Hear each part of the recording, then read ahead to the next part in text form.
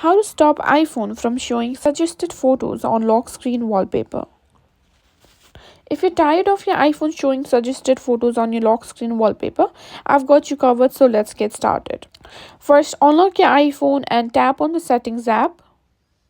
Scroll down and simply tap on Wallpaper.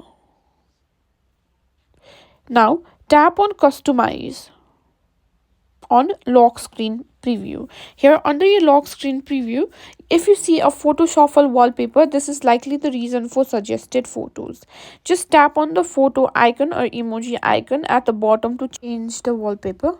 Choose a static wallpaper like a solid color, or select a specific photo from your gallery, like this is the one.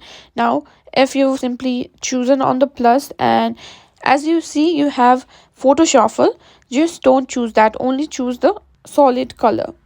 And if you still want to use photo shuffle but control what shows, what you can do is go back, tap on photo shuffle, and you can simply manually choose the photo like this.